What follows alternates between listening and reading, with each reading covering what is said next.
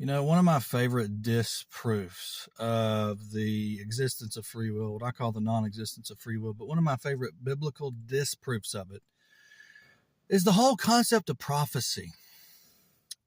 Okay, in Isaiah, it was prophesied, I think scholars say 600 years before Christ was crucified. It was prophesied, meaning foretold in the future, that Christ would be sold for 30 pieces of silver. 30 pieces of silver, the price that they valued me. 600 years before Christ was sold and crucified. Now, let me ask you a question. If you believe in free will, how do you reconcile the concept of prophecy, right? Did Judas have free will? Could Judas, of his own free will, have not given Jesus over for 30 pieces of silver?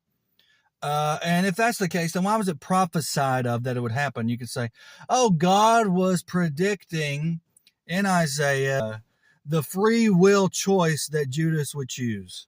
Okay, so now we're pinning the entirety of the gospel, the entirety of Christ on the cross, to Judas's free will. Stop! You're telling me with your free will theology that my salvation and the salvation of the entire world did not depend on God's sovereign will. Shut up. You're telling me it did not depend on God's sovereign will. No. You know whose will it actually depended upon? Oh, it's mine for accepting. No, it depended upon Judas's will. It depended upon Judas's evil. It depended upon my salvation, depended upon Judas's will. Judas's will to do evil. Nobody says that. If you're going to preach free will, you might as well preach that. My salvation, you know what? Thank Judas for my salvation. Because without Judas, Jesus would have never been crucified. Nobody says that. Hello, are you listening to me? So once again, if you believe in free will, you have to explain prophecy. You have to explain prophecy. How can prophecy and free will simultaneously exist?